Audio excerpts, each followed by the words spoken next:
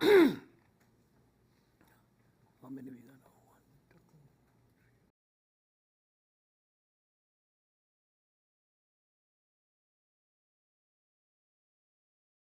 two. Good afternoon, members of parliament, support staff, radio listeners, TV viewers, those following via social media, and members of the media. Welcome to this public meeting number 8 of today, Wednesday, November 30th, 2022. We have established a quorum of 13 members. Please stand for a moment of silence.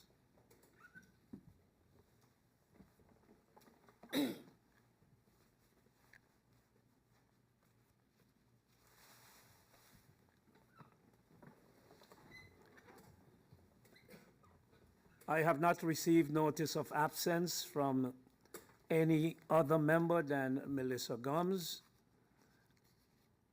Are there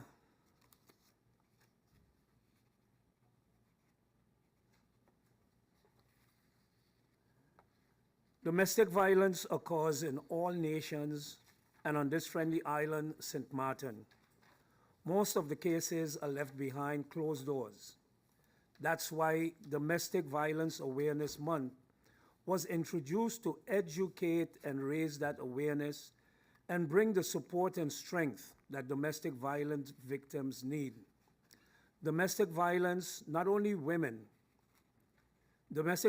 affects not only women, but men and children of all different races, statuses, religions, and cultures. No one is immune to it. Domestic violence was created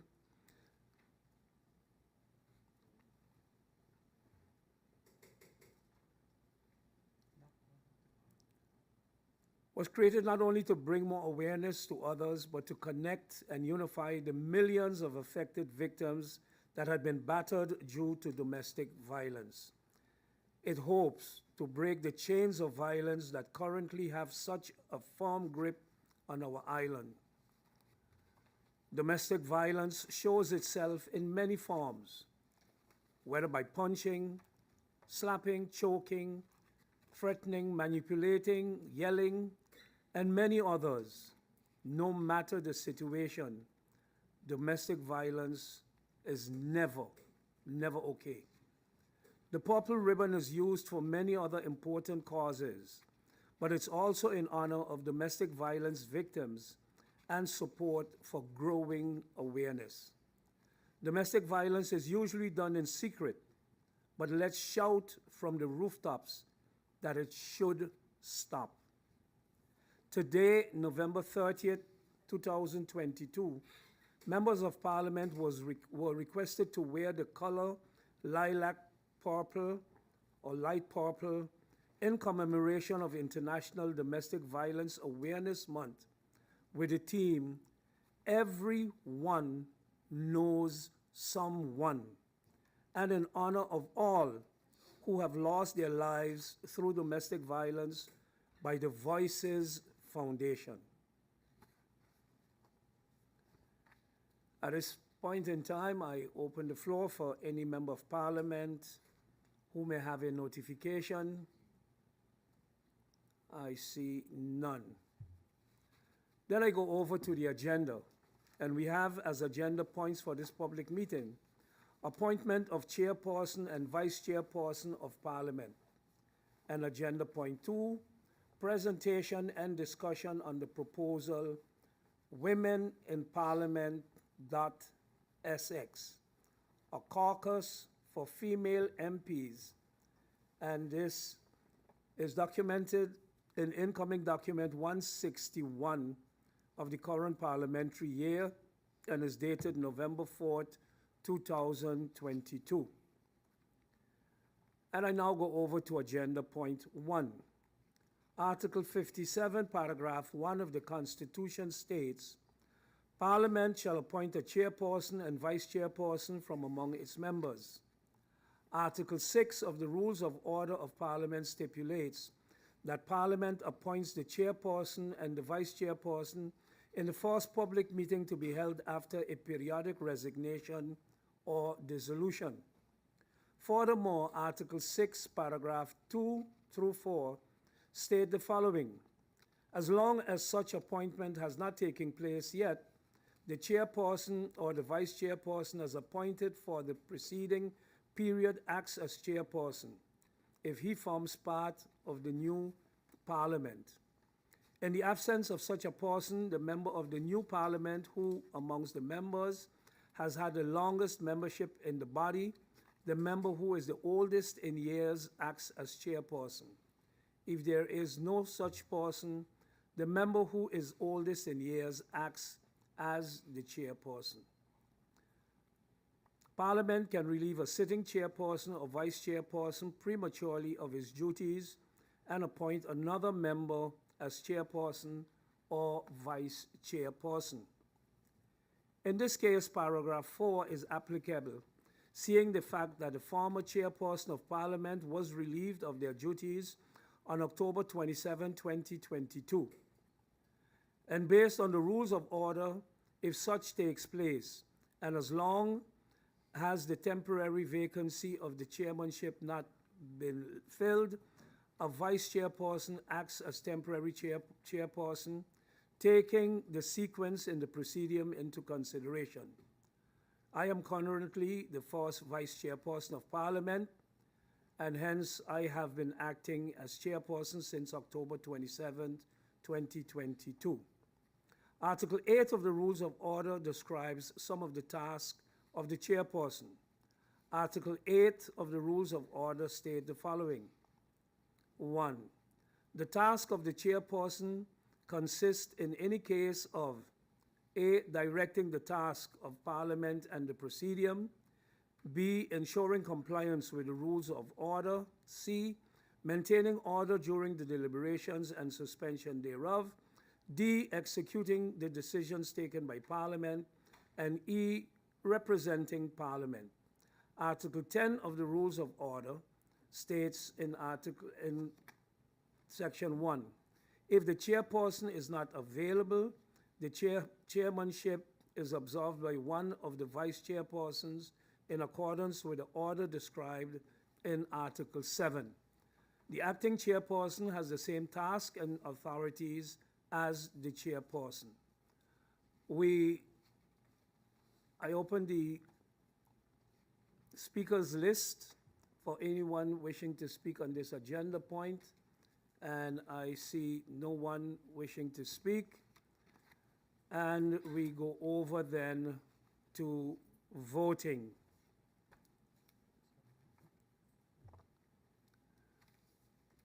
We go over to voting for the chairperson of Parliament. As member of the Committee of Tellers, I will appoint according to Article 70, paragraph 1 of the Rules of Order, MP Angelique Roumou, who is also the chairperson of the committee, and MP Rolando Bryson. The ballots will be distributed, on which you will fill out the name of the person whom you would like to be the chairperson, and in the meanwhile, the tellers will count the ballots after they have been cast, and the chairman of the committee will announce the results of the voting.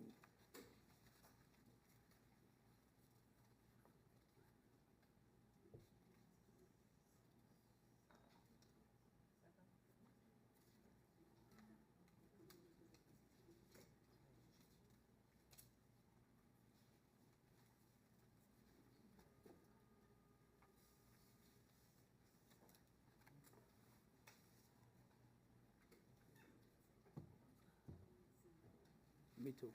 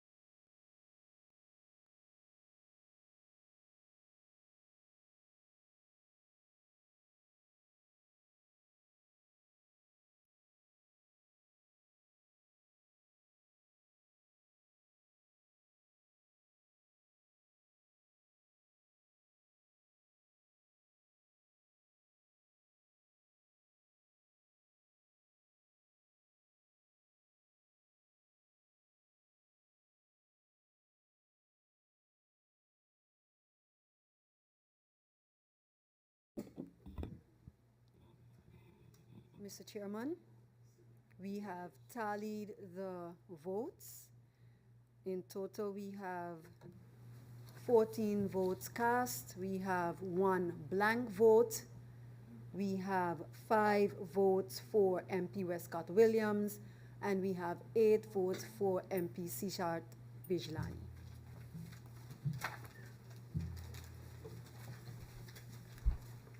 Thank you, Madam Chair, Lady of the Committee of Tellers. Congratulations to MP Bijlani. You have been elected the new chairperson of Parliament. Congratulations again.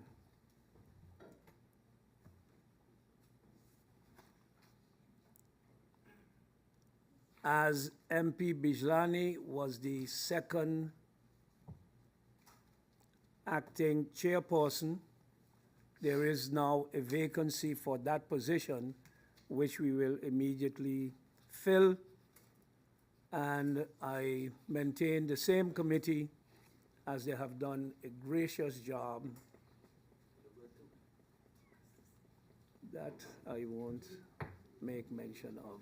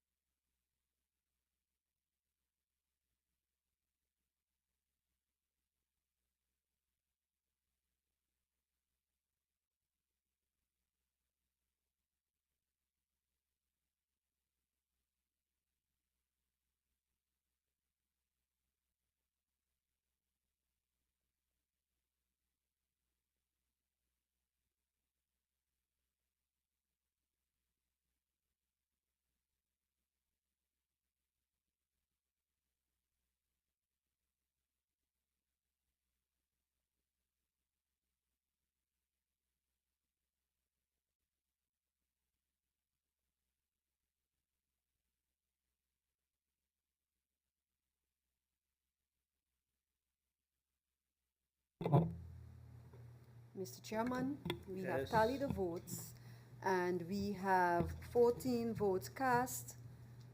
We have 1 blank vote, 4 votes for MP Westcott Williams, and 1 vote for MP Heiliger, and 8 votes for MP Bryson. There we have the results. 8 votes for MP Rolando Bryson, 4 votes for MP Westcott Williams, 1 vote for MP Heiliger Martin, and 1 vote blank. As such, MP Rolando Bryson is elected as the second vice chairperson of Parliament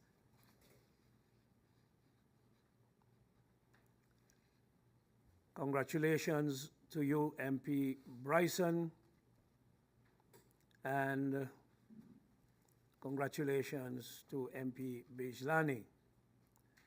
I would like to hereby as well discharge the Committee of Tellers, who did an excellent job. And we go over to agenda point 2, presentation and discussion on the proposal Women in Parliament.sx, a caucus for female MPs. This is listed in incoming document 161 of the current parliamentary year and is dated November 4th, 2022. On November 4, 2022, Parliament received a letter from MP S.A. Westcott Williams, MP G.S. Heiliger Martin, L.N.L. De Weaver, MP S.L. Duncan, and MP Melissa D. Gums, with a request that a public meeting of Parliament be convened for discussion of the proposal Women in Parliament.sx, a caucus for female MPs. The request was also that this meeting is convened during the month of November, given the significance of the month for, amongst others, observation of the elimination of violence against women, diabetes, and tolerance. I want to remind all that the speaking time is 20 minutes in the first round and 10 minutes in the second round. According to the speakers list, we have one speaker, MP Westcott Williams. MP, you have the floor. Mr. Chairman, thank you, and a good afternoon to you, a good afternoon to our Secretariat, a good afternoon to my colleagues in Parliament, as well as all tuned into this meeting. Mr. Chairman, yes, I am the first signed in to speak, but I hope and I'm sure that there are others who will be speaking as well. Mr. Chairman, thank you for honoring the request that this presentation be made, this dialogue be had in a meeting of Parliament before the end of November. And as you mentioned, because of the significance for several areas, including domestic/gender violence, the significance for these type of issues during the month of November, that as far as domestic violence is concerned, is the month of observation. And Mr. Chairman, while I think it's important that that matter be highlighted, the issue of a caucus of female MPs is not something thought of, conceived rather, by St. Martin or a few MPs on St. Martin. Mr. Chairman, the issue of a women's group within Parliament, caucus, committee, is something that is not only known throughout the world, but is encouraged by institutions such as the Inter-Parliamentary Union, a union of primarily independent nations. However, one of the most important goals of the so-called IPU, the Inter-Parliamentary Union, is to encourage women's caucuses. In fact, this institution has a handbook for the parliaments that wish to establish such a caucus in the way and manner that that parliament would desire to do so. As I mentioned, Mr. Chairman, the Inter-Parliamentary Union, a global organization, has a forum of women parliamentarians. If we take a look at the United Nations and the objectives of this body for women. And just let me highlight a few, Mr. Chairman, because I guess it was a miss of me not to request, just in case necessary, additional speaking time for this particular topic. So the presentation from which I am citing and quoting has been, of course, shared with all members of Parliament, and I'll make sure that it's also publicly available, Mr. Chairman. So I will be taking parts out of it and encourage my fellow members of Parliament who might not have done so yet to peruse the presentation itself, and I am sure that several of my colleagues will also zoom in on some of the matters that are in the presentation as they regard the proposal to have a women's caucus in Parliament, in the Parliament of St. Martin. And while, Mr. Chairman, I could imagine that some of the reaction would be comparing ourselves and striving to do things that are primarily known and used in bigger countries, part of this proposal here is that we aspire to reach some of the levels that are common and further in developed countries, more developed countries rather, I hasten to add. Mr. Chairman, coming back to the issue of the UN and its women objectives, and I quote some of them, that women can lead, participate in, and benefit equally from governance systems, that women have income security, decent work, and economic autonomy, that all women and girls live a life free from all forms of violence, and that women and girls are able to contribute to and have greater influence in building sustainable peace and resilience, and benefit equally from the prevention of natural disasters and conflict and humanitarian action. Mr. Chairman, as I mentioned earlier, you also have the Commonwealth Women Parliamentarians, the CWP, also a network of women members of the Commonwealth Parliamentary Associations, parliaments, and legislatures. Again, it's about aspiring. So, Mr. Chairman, after discussions, and like I have stated, this is not something that came falling out of the sky overnight. A lot of thought went into it. And why? We have so many committees already in Parliament, one could argue.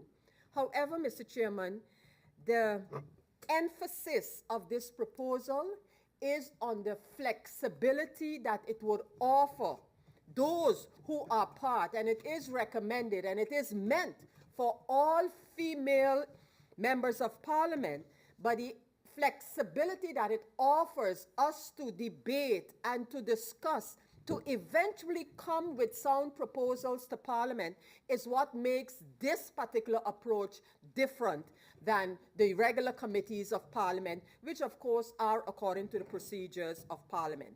So the proposal for Women in Parliament, WIP for short, Women in Parliament.SX if you wish, is a platform to debate current matters that affect a large segment, if not the whole community, to liaise with stakeholders and others, to analyze and propose solutions, policy and legislation, to also as a committee, or rather a caucus, not to confuse it with our regular committees, establish our own short-term, medium-term, and long-term goals, and to open the caucus to past female members of Parliament and female Island Council members.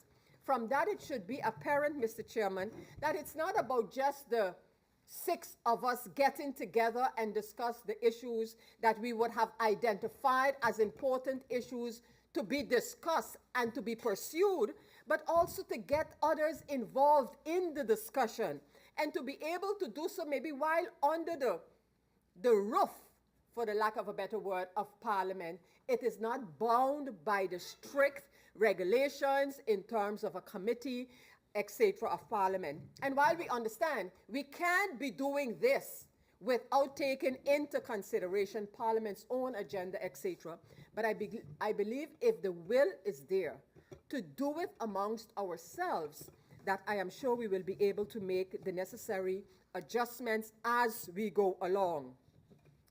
Mr. Chairman, coming back to the general idea and philosophy behind a female parliamentary caucus. These caucuses are always meant to establish cross-party cooperation. They seek to unite women parliamentarians from different political parties around issues they all can support, and helping them to rise above political tensions, to fight for women's causes or collaborate on other policy issues. These caucuses can also work in other policy areas, not necessarily focused on women. I think it's important that I stress, and analyzing a broad range of issues from a gender perspective and addressing the needs of other marginalized groups, especially children. Let me quote again from the ACE project, and I quote, "Women's caucuses can engage in a wide range of activities, including gathering data, conducting research, creating partnerships with allies within and outside of Parliament, facilitating public discussions, raising awareness of key issues, promoting civic education, and learning from experiences in other countries, amongst others." A caucus can also help to build the capacity of women parliamentarians, organizing and providing support and training to make us better members. According to research conducted by the Interparliamentary Union, the IPU, oh, I thought I was getting a signal. Sorry, Mr. Chairman. So according to research conducted by the Interparliamentary Union, the main challenge facing newly elected women found is coming to grips with how male-dominated the system is, not my words, IPU words, and figuring out the Parliament's written and unwritten rules and procedures. Women's caucuses can also help by educating their members in such areas as teaching women the ropes of Parliament to make them better, more confident leaders and serve as an inspiration.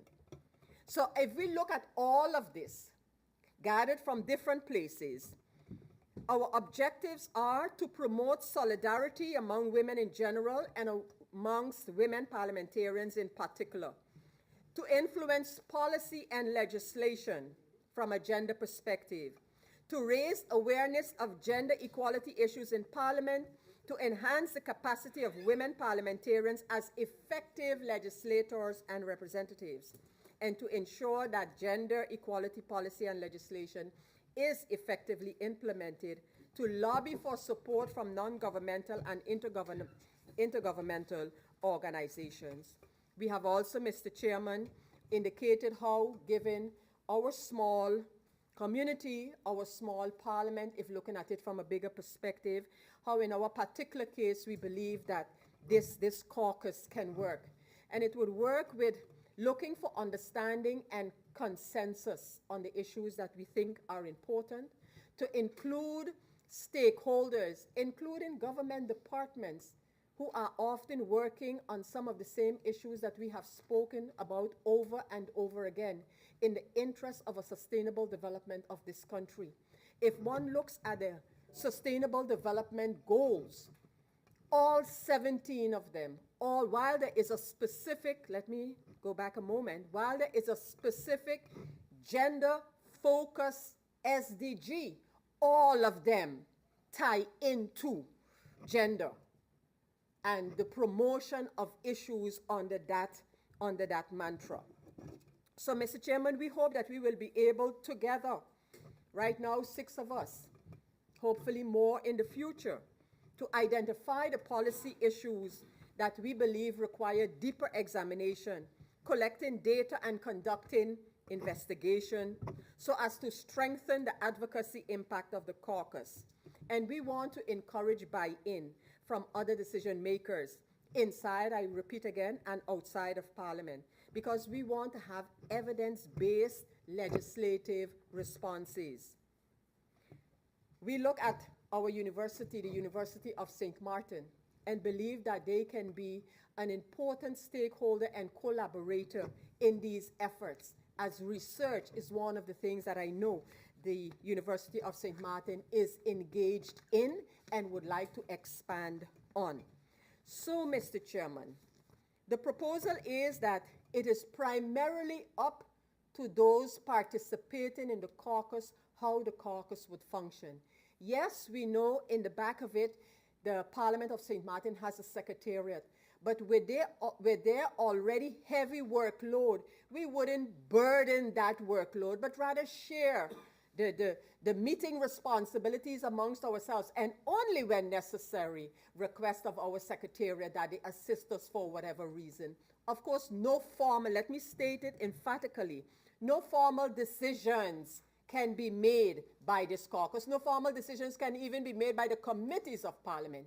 But one thing that we are prepared to do is research the issues that we believe are important for the people of St. Martin as a group of women, as a group of St. Martin women, outside often of the glaring light which Parliament meetings usually are, and include others in these discussions so that when a formal proposal come from these members or together with other members, it is solid, it is evidence-based, and would have had the input of those involved in the particular issue. So, Mr. Chairman, in the meeting today, what we would like to get done is that note is taken of this presentation. If there are questions, these can be, although we are not having a formal proposal to be defended by those putting it forward, but where the discussion will come is on the fact that what we would like to see happen is that a motion establishes the establishment of the caucus. Not too much is put in the motion in terms of the workings, because this is for us to decide amongst ourselves. When do you decide to go ahead with a meeting? When you have a majority of who are members. Those are the kind of things that I believe we, as those part of the caucus, should be able to regulate amongst ourselves. So, Mr. Chairman, I think with that, I would want to leave it here, because I believe that there will be many more times to discuss the furtherance of this idea.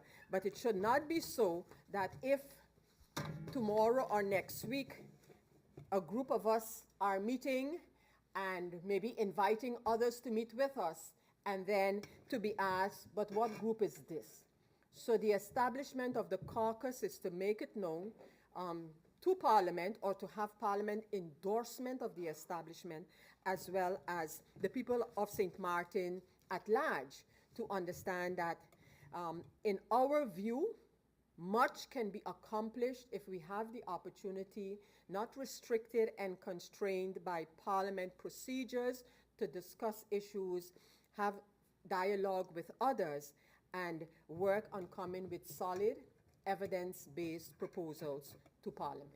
Mr. Chairman, I want to thank you for the opportunity. Thank you, MP Westcott Williams. And the Speaker, following this little break, would be MP Grisha Heiliger Martin. We'll break for 3 minutes. Meeting adjourned for 3 minutes.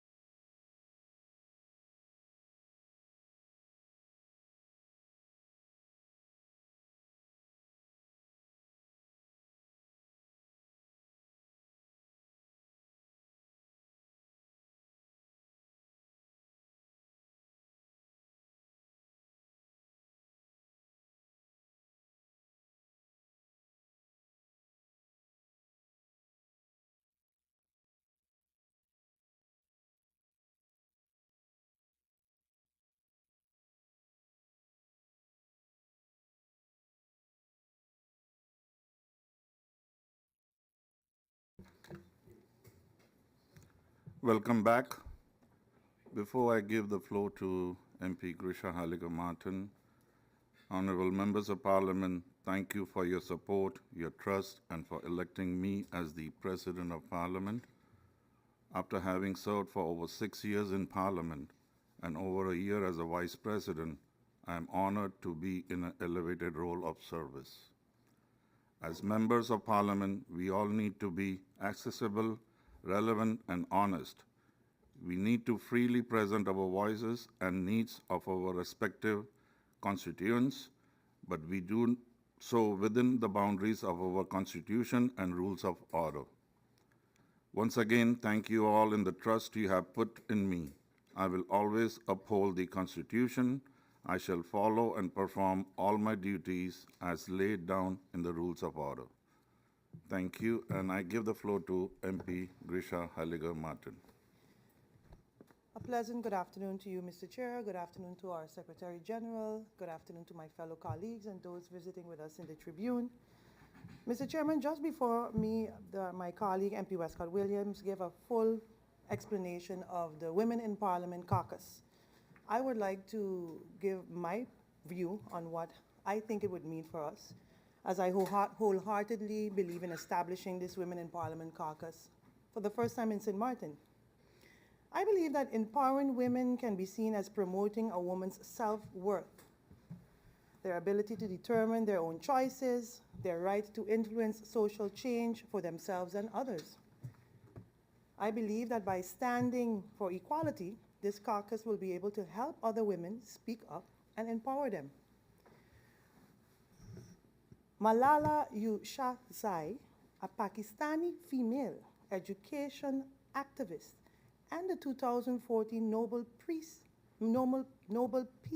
Prize laureate at age 17, once said, "I raise my voice not so that I can shout, but so that those without a voice can be heard. We cannot call all succeeded when half of us are held back." Charlotte Bunch, an American feminist author and organizer in women's rights and human rights movement, once said, "As human rights issue, the effort to end violence against women becomes a government's obligation, not just a good idea." I say all of that to say this, that I have grown to become even more passionate about this, mainly because of my personal experience as a woman in parliament. From the name calling, being bullied, and recently being chastised for simply doing my job. During the infamous saga of the blatant disrespect towards our female ombudsman, and more so, the overall increase in domestic violence heightened by the COVID-19 pandemic, which has been dubbed now the shadow pandemic, and in general, what is even more unacceptable to me is other people, especially women, turning a blind eye to all these recent unfortunate issues and incidents. That is what has inspired me to even want to establish this caucus. What was like really the tipping point, the sprinkles on the cake, was last week Friday when I attended this thought-provoking event by the WICSU. It was a panel discussion on the elimination of violence against women and girls. What stood out for me was when the statement was made, the Caribbean has a violence problem, not a crime problem, and that it can potentially be taught from one generation to the next, and that it has become an ingrained problem. That was serious for me. With all this in mind, I chose this month to delve deeper by championing the violence against women.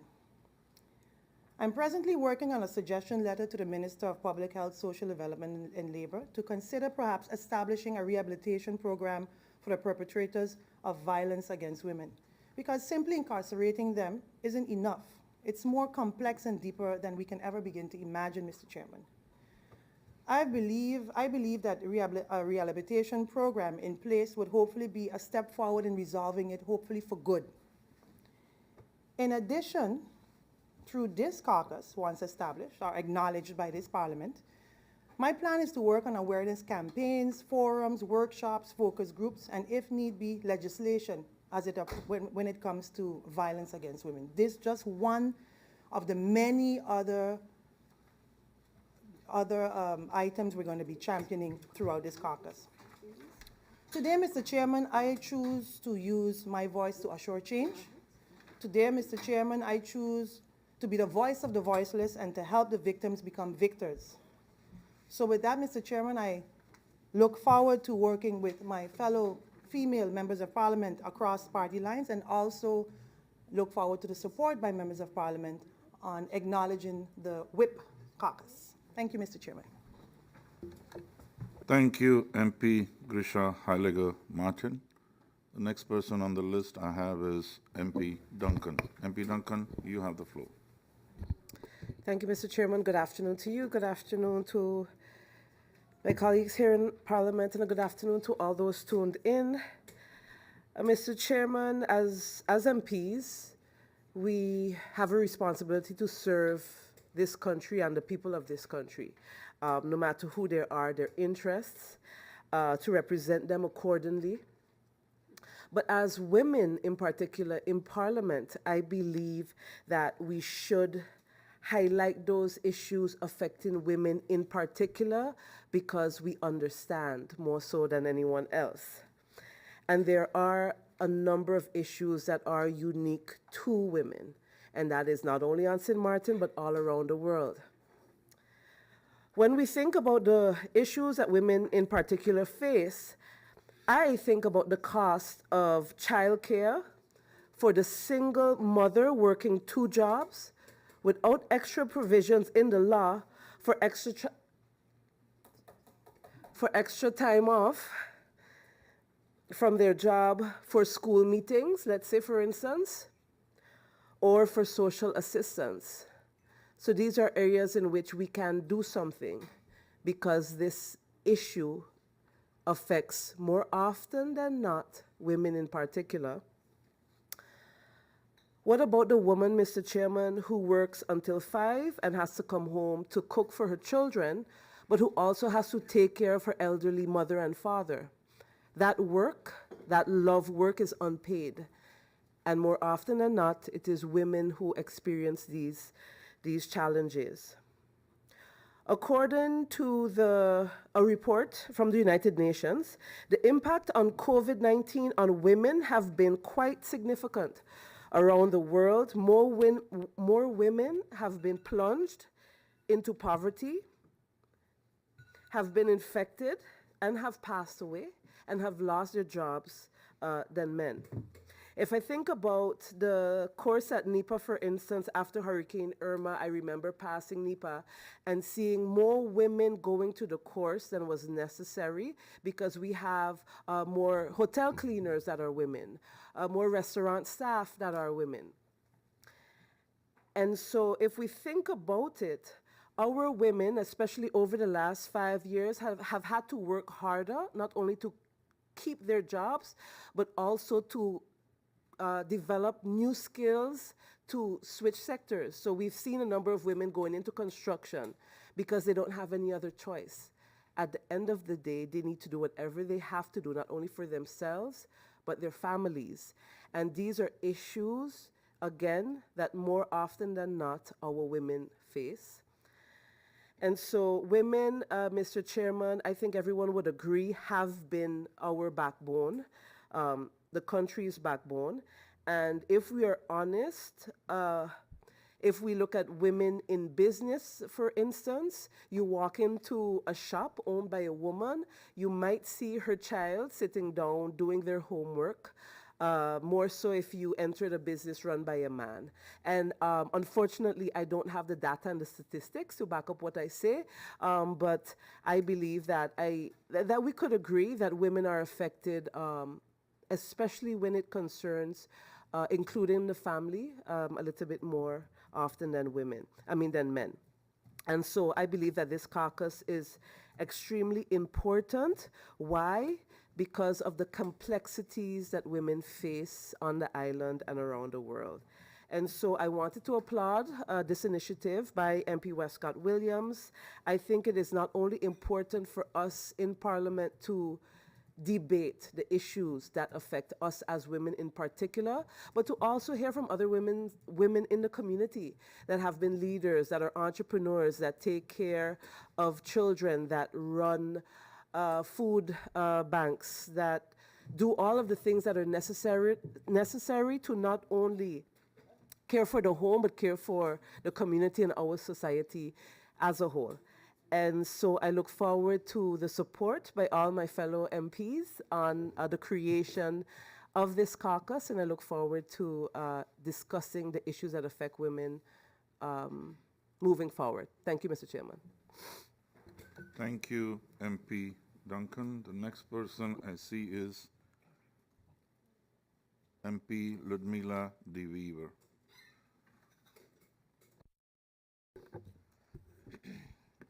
Good afternoon, Mr. Chair. Thank you very much. Good afternoon, Khifir, my fellow members of Parliament, viewing and listening public, support staff that are here, as well as those in the Tribune. I wanted to start off, Mr. Chairman, by thanking MP Westcott Williams for this initiative. It is one that I wholeheartedly support and hope that we do get that endorsement that we are seeking. And while I will get into the reasons of how, you know, when you do a women empowerment group or acknowledging, pointing out the women in Parliament, it's not to minimize the importance of the men in our lives or the men in government either. So I hope that the public and my colleagues keep that in mind. But like the MP Duncan previously said, we are dealing in an environment that we're not necessarily always welcome in. And it kind of reminds me of just before recess when one of my male MPs mentioned a comment on the floor of Parliament that said, we never had this much drama in Parliament when there was less women in it. So it's just pretty crazy to hear a comment like that. And it goes to show that even in St. Martin, when you think that you have equality in any role, it's better off than most countries, but we still have to deal with certain comments like that that aren't necessarily accepted or expected, but it is the reality that we deal with even in here in Parliament today. So I wanted to point out something really quickly. I don't know if MP Westcott Williams can remember when she was empowering a group of young professionals one day at a restaurant, and I asked her, how do you get over your fear of public speaking? How can you get out there? And MP Westcott said, I was just pushed there and I had to get over it and I do it. So, and then, you know, I feel supported and even happy to hear MP Westcott Williams talk about the fact that we welcome, you know, former Island Council members here from the island as well as the Netherlands Antilles. As I look to my left, I see my rock there, which is my Aunt Millicent De Wever. So I feel empowered here today by not only my colleagues in here that are female, the female staff, but I think that we are on the right path when we think about forming a group like this. And like I said in the beginning, it doesn't mean that we minimize the role of the males in our lives or in this room right here. It is about the fact that when you have to deal with a comment like we didn't have that much drama in Parliament when we had less women, you basically want to tell someone who says a comment like that, you know, I hope that you're just as brave to tell your female voters that comment. I hope you are just as brave when people look up to you, that you tell them that you equally support all sexes. I hope that you remember when you say a comment like that, that it's not about genders, it's about persons. It's about people and their ego. That's what I hope that people remember when you want to talk something about gender discrimination. With that being said, I would like to explain a little bit more that every time you have something, I started a project that was called Girls in Aviation. Now, this didn't mean that it was only restricted to women. Women need to learn at every turn in their life that any job is available for them, that they will be supported by others, that they will be empowered by others, not just women, but also men. Today, it was funny that You know, I was reminded of a quote that that I saw from Miss Kamala Besançon, who most of you would remember as being on the board of the airport holding company. And the quote on her page was, "There is a special place in hell for women who don't help other women." And it's actually attributed to Madeleine Albright. And I think that's appropriate here today, because no matter your differences, women need to remember that it is okay to disagree, but we will always be here to support each other and lift each other up, no matter what disagreements happen. And I hope that my male colleagues here today remember that and know that it is not about excluding you. Trust me, you have built a path for us and have forged a path that I hope you will let women walk side by side with you. Thank you very much, Mr. Chairman. Thank you, MP Ludmila De Wever. The next person I see is MP Angelique Rumu. MP Rumu, you have the floor.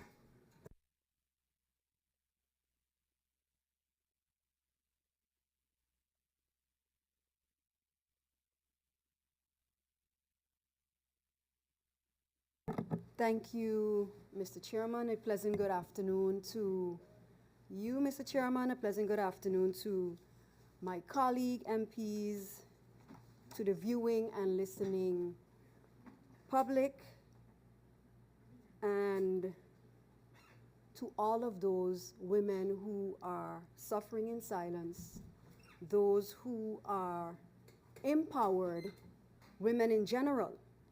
Today we are here to discuss a very important topic, one that I believe 2 years ago MP Westcott Williams brought it to the table. I think at that time we were only 5 women in Parliament, and when it was brought forward again, 2022, summer 2022, we were 6 women in Parliament, and I think we all applauded the initiative, and we came together, we met, we had previous discussions which were very fruitful, I believe, and we are here today.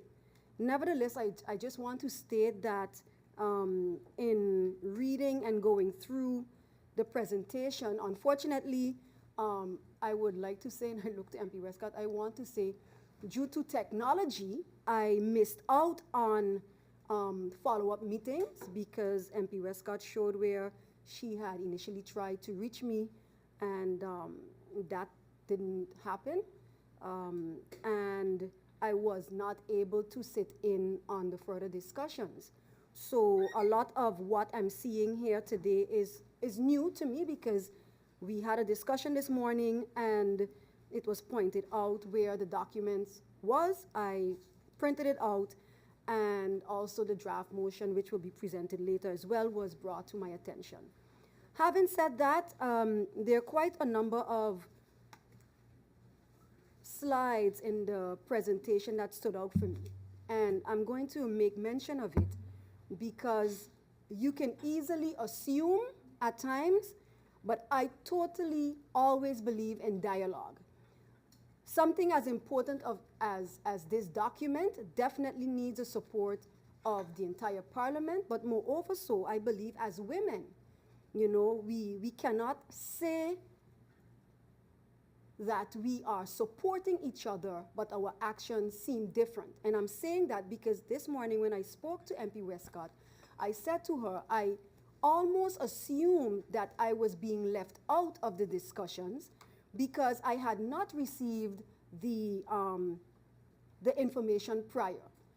I am one, and I told her that I will never play politics when it comes to important matters, and I believe in dialogue. I could have left it and I could have come on the floor of Parliament and made a whole hoobaloo of it, but that is not my character. And as someone who believes in upholding the standards in Parliament and bringing us to that level, I will continue to do so. So I just want all of us to remember one thing. One of the messages in one of the presentations says that we are paying strong emphasis on strengthening the role of women in Parliament. For me, that holds a lot of weight. And it's not about just women as the woman in Parliament, but it's also about us really and truly working together. The other one that talks about something that I think is important for the listeners to understand is promotes the creation and strengthening of women's caucuses in parliaments to help female MPs increase their political impact by sharing common goals beyond party lines. I want to emphasize the words beyond party lines. Why do I emphasize on this? Because regardless, right now, and I'm going to point it out, I am the only woman that forms part of the coalition in Parliament.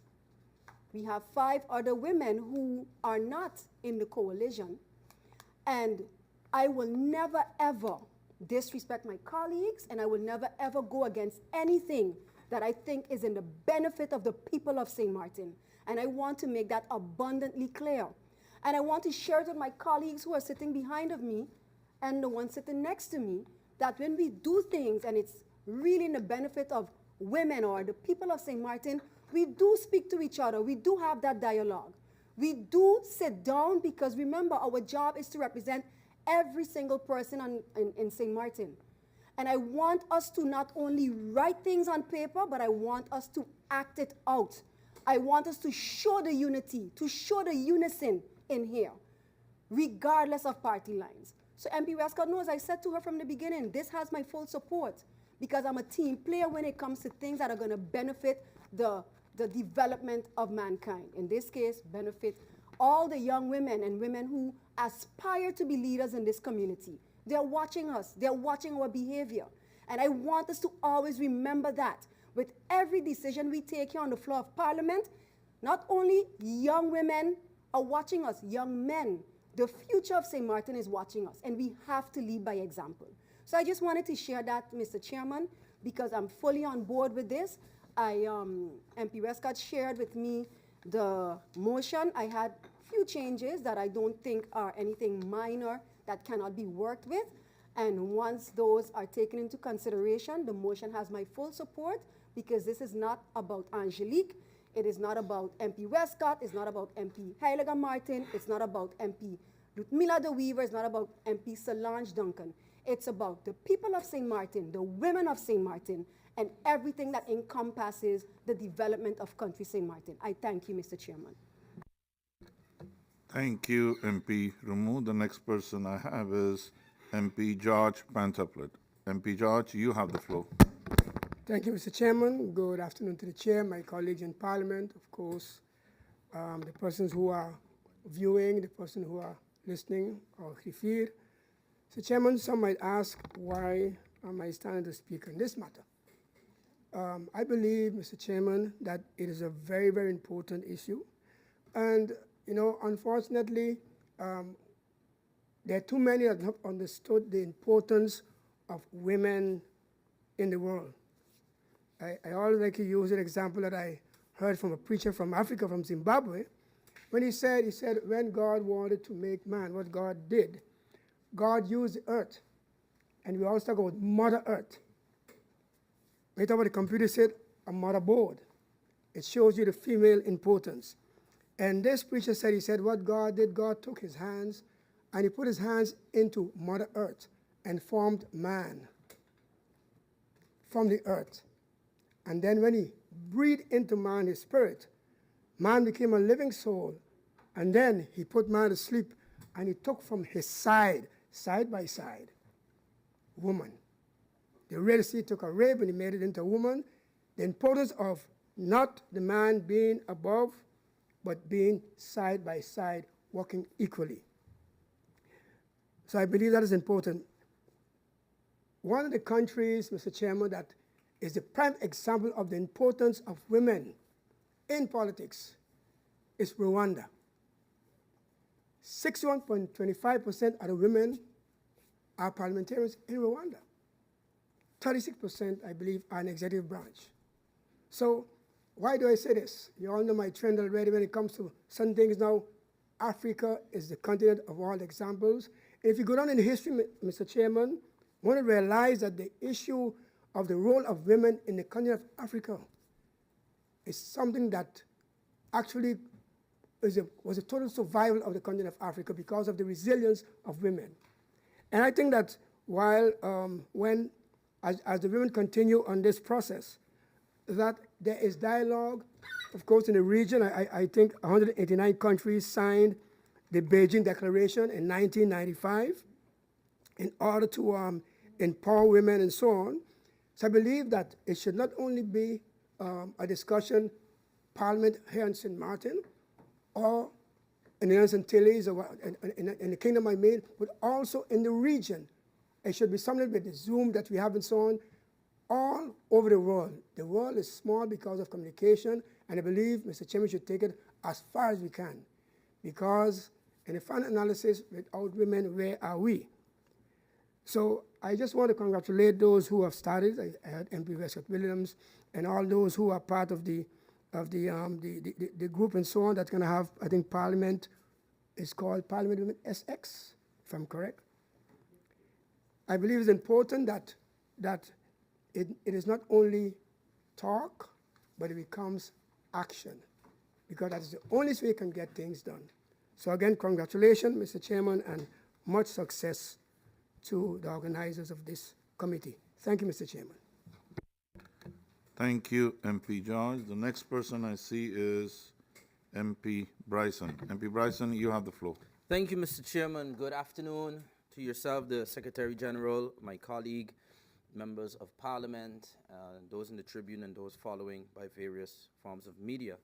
Mr. Chairman, I too would like to congratulate the Women of Parliament for this initiative. I believe it's definitely something that's a step in the right direction, and anything that can help empower not just, let's say, the women of Parliament, but the women in St. Martin, especially younger aspiring politicians, to be a part of politics, to be a part of these movements, I think is excellent. I too wanted to hear the presentations that really explains, let's say, the explanation of what it is. It is now clear that it's not necessarily, let's say, a committee of Parliament, because that was one thing I was wondering, is it really a committee? No, it's a caucus of Parliament. That does establish some more clarity as to what is intended, because that would also have been my question in regards to others being able to join. I think that's great. Former politicians, aspiring politicians being able to join. It is better in this form of a caucus because, let's say, as a committee, we wouldn't be able to join. If anyone was not a member of Parliament, obviously would not be able to join a standing committee or ad hoc committee of Parliament. So I think that the methodology being used is good. I think there's also an opportunity here for all of us to have better clarity, especially in terms of terminology. Mr. Chairman, I took note one time in a meeting where a member of Parliament was speaking and referred to a member of Parliament, a woman member of Parliament, as a female. And then a remark from another member of Parliament was that we should be careful about the use of the term female. I've tried to do my own research to understand, well, what that is about. And there are different people, especially those in gender-based sociology and so on, that are recognizing that the world and the view on gender is also changing. And we do recognize that it's something highly debated amongst the world. And I do look forward to even those type of guidelines being established by the Women's Caucus to say, hey, what is the correct term? Do we want to use the term women? Do we prefer the term female? We also have to consider transgender rights, those that might feel or identify as another way. All of these things, I think, are things that can come from us collectively. Of course, men can participate in that debate, but it's very much welcome for us to hear those positions as well. Because even in the request for the meeting, it refers to a women's caucus, but it also has the term female there. So that clarification, or what terminology is best used, or if they are to be used interchangeably, is definitely welcome by me. But whatever the term, for my person, what is most relevant is what the intention is that women have an opportunity to have a greater voice, a greater participation, both in and out of Parliament. And I do look forward to even some of maybe legislative support, where we have legislation that especially may affect single mothers, anything that might affect, I think, with the Teen Times, we saw their proposal or initiative to be able to provide for female students. all of these type of things. We now have a body, or potentially to establish a body, that can help guide the Parliament on some of the best practices in all of these regards. So I too would like to, I've briefly seen a version of the draft. One of my comments was indeed that if the extension or the special membership clause, so to speak, can be extended also to aspiring politicians, because it will be an opportunity for those that want to get into politics to now be hand in hand with veteran politicians and then grow their own political skills as well. So as MP Ramu mentioned, this would have my support in terms of whatever is put together. We will definitely support such an initiative as long as some of those adjustments are made, and we look forward to this being a new initiative from the Parliament of St. Martin. Thank you, Mr. Chairman. Thank you, MP Bryson.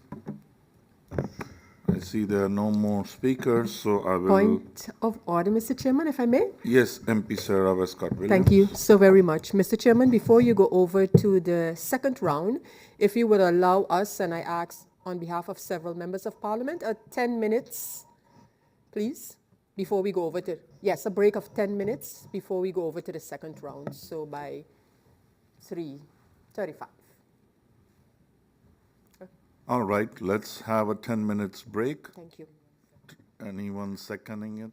Yes, I see all of them. I wanted to do it myself. Seconded. So we break for 10 minutes and shortly return at 3:35 p.m.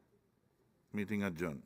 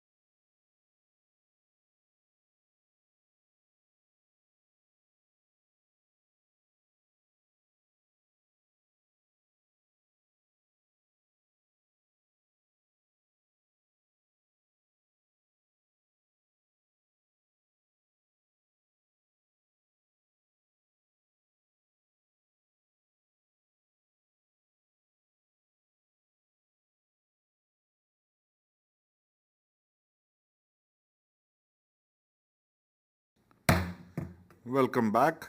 And we now go over to the second round, and the speaker is MP Sarah Westcott Williams. MP Sarah, you have the floor. Thank you, Mr. Chairman, and thank you for the opportunity to have a brief break, a brief caucus, before we go over to the second round. Mr. Chairman, as I mentioned earlier, the idea is, for the lack of a better word, a sort of an endorsement of the establishment of a women's caucus for the St. Martin Parliament. And Mr. Chairman, with this initiative, the onus is placed on us in terms of where and how you move with this. For it is for a specific reason that I kept the motion as general as possible, just to establish the fact. But in terms of plans and proposals, finances, these matters, once deliberated by the members of the caucus, will have to come to Parliament. The more we open it up, the more we have to be conscious that the participation can have implications such as potential travel, whatever have you. But so we need to have our case clear in terms of how you deal with these matters. But I am confident that along with my colleagues, we should be able to put in place the regulations, the procedures according to which this will work. And I think it was one of my colleagues, in fact, I remember it being MP George Pantoflet, who referred to this being, that this could be broadened. Mr. Chairman, I think depending on how we, currently the 6 of us, with the assistance of our colleagues, carry this out, it could be something that could be emulated by others in the region. And it also could be something that could bring us together with the objectives as outlined, beginning, of course, with our sisters on the French side and those who have responsibility for legislation and policy. So, Mr. Chairman, I am quite excited that we have reached here.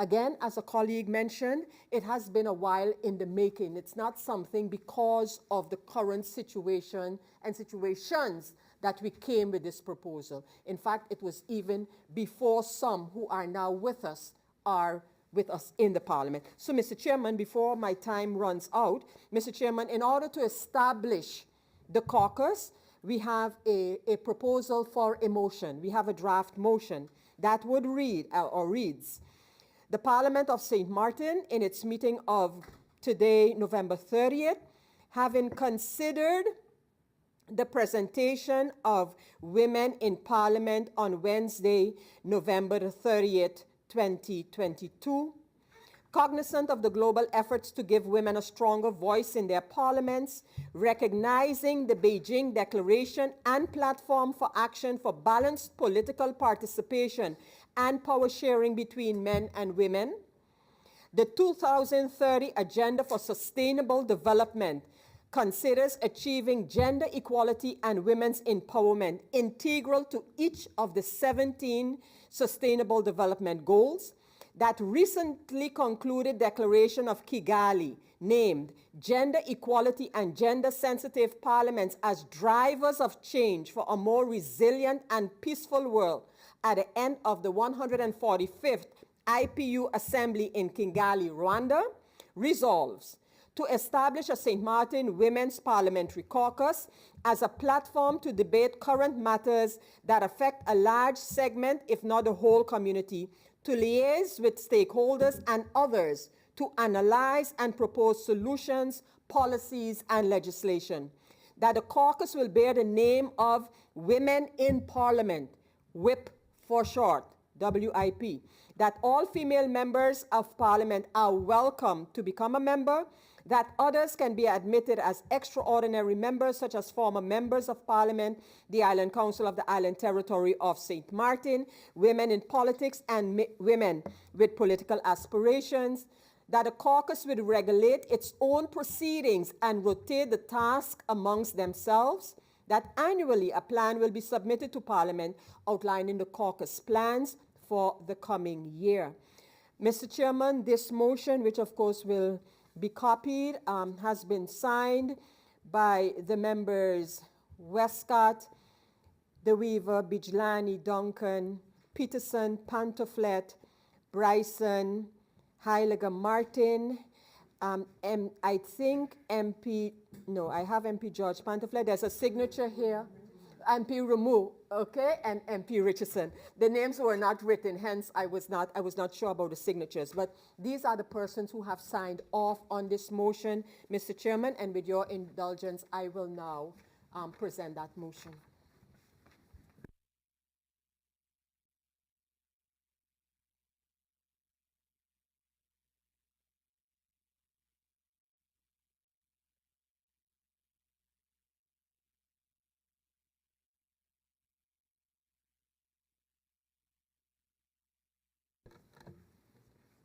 Thank you, MP Sarah Westcott Williams. The next person on the speakers list is MP Grisha Heiliger Martin. No need. The next person I see is MP Duncan. No need. MP De Weaver. No need, Mr. Chairman. No need. MP Rameau. Thank you, Mr. Chairman. I just want to congratulate. Thank you, Mr. Chairman. I just want to congratulate MP Westcott Williams and the women of the Parliament of St. Martin for getting the support as well of all the members here present today, as this will definitely go down in history. And I am very proud of my Parliament for working across party lines. I thank you, Mr. Chairman. Thank you, MP Rameau. The next person is MP George Pantoflet. MP George, you have the floor. Thank you, Mr. Chair. Mr. Chairman, I have learned that when you get a forum such as this, that sometimes you should not hold back what you have to say, especially if it keeps coming at you all the time. Mr. Chairman, again, congratulations to, like my colleague MP who mentioned. Mr. Chairman, why I mentioned the issue of the matter of Africa and so on, and widening the scope of involvement. I just looked through, to Google, and I saw where it had here women leaders in African history, 17th to the 19th century. And for me, that's important. Why? And it mentions here, and I just going to quote, is from by Mr. Alexander Eves Bortolo, I hope I said that right, Department of Art, History, and Archaeology, Columbia University, 2003. He said, and this was referring to African cultivators, oracles, wives, and mothers. Women have occupied key roles in the developments that have shaped the course of African history. The turbulent years following West and Central Africa's initial contact with Europe were marked by the emergence of women revered for their formidable political skills and social vision. We know of these women such as Anna Nzinga, Queen Ndongo, Donna Beatrice, through oral histories, artworks, and significantly contemporaneous European documents. There can be no doubt that important and celebrated women existed in other periods of African history, but prior to the era of contact with Europe, written records of their names and achievements simply do not exist. Indigenous narratives about them have not survived to the present day, or have yet to be recognized and recorded. As the study of African history continues, however, the identities of other notable African women will surely be revealed. So, Mr. Chairman, for me, that's very important. I want to, as I said, commend the group on what they're doing. And, Mr. Chairman, in closing, what we experience today with regards to the issue of gender has a lot to do with what was changed from the African culture, how, unfortunately, we have been colonized in our minds, we have adopted the culture of the European. And if we can really get the truth of how Africa developed under the leadership of women, we realize that back in those days, when the elders were not put in homes where they were taken care of, and if a woman lost her husband, the village itself will take care and show that that woman is taken care of as if her husband was alive when it comes to food and so on. So, Mr. Chairman, I believe that we should really go as far as you can go in this matter. And again, whatever I can do to assist, definitely, Mr. Chairman, I will do so. Thank you, Mr. Chairman. Thank you, MP George. The next person I see is MP Bryson. MP Bryson, you have the floor. Thank you, Mr. Chairman. And indeed, during the brief adjournment that we had, I was very pleased to see that MP Westcott Williams made some slight adjustments to the motion. Nothing major. The essence of the motion that she presented still exists. One of the key things that I looked at was the opportunity for aspiring politicians, so those that might not quite have made it this time to Parliament, but may in the future or become ministers or join political parties, that there's now room for them to be a part of it as well. I think that is an excellent, makes the motion even stronger. So I'm happy that that was also incorporated. Our signatures are affixed to this motion, Mr. Chairman, and it will have our support. We look forward to, maybe this is not, of course, the platform for that debate in terms of the terminology and so on. Maybe that will happen at another time to give clarity to all of us, both men and women. But that will be done, hopefully, at another time when others are present. Thank you, Mr. Chairman. Thank you, MP Bryson. And that I was the last person on the list of the speakers list. Thank you, members of Parliament. We have come to the end of the deliberation on this agenda point in which a motion is submitted. That's one motion. We will start with handling the motion submitted. There was a motion presented by MP Sarah Westcott Williams. I will read the motion. Draft motion: the Parliament of St. Martin, in its meeting of having considered the presentation of Women in Parliament on Wednesday, November 30th, 2022, cognizant of the global efforts to give women a stronger voice in their parliaments, recognizing the Beijing Declaration and Platform for Action for Balanced Political Participation and Power Sharing between Women and Men. The 2030 Agenda for Sustainable Development considers achieving gender equality and women's empowerment integral to each of the 17 SDGs. The recently concluded Declaration of Kigali, Gender Equality and Gender-Sensitive Parliaments as Drivers of Change for a More Resilient and Peaceful World, at the end of the 145th IPU Assembly in Kigali, Rwanda.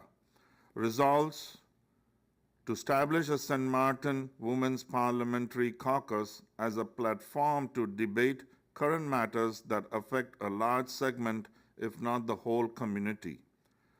To liaise with stakeholders and others and to analyze and propose solutions, policies, and legislation. That the caucus will bear the name of Women in Parliament, WIP for short.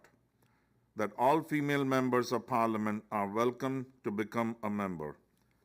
That others can be admitted as extraordinary members, such as former members of Parliament, the Island Council of the Island Territory of St. Martin, Women in Politics, and Women with Political Aspirations.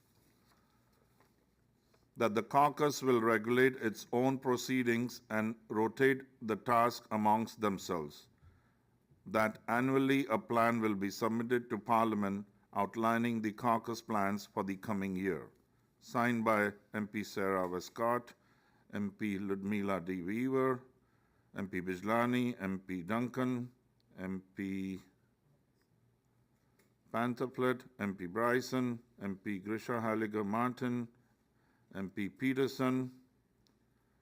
I think there's two signatures I also can't, but I think most present here had signed it. Everyone. Does anyone wish to roll call on the motion? No need.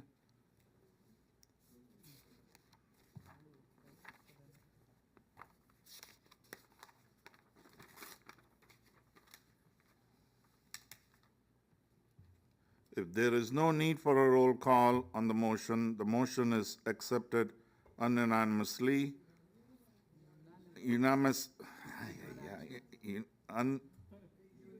Unanimously. Sorry for that.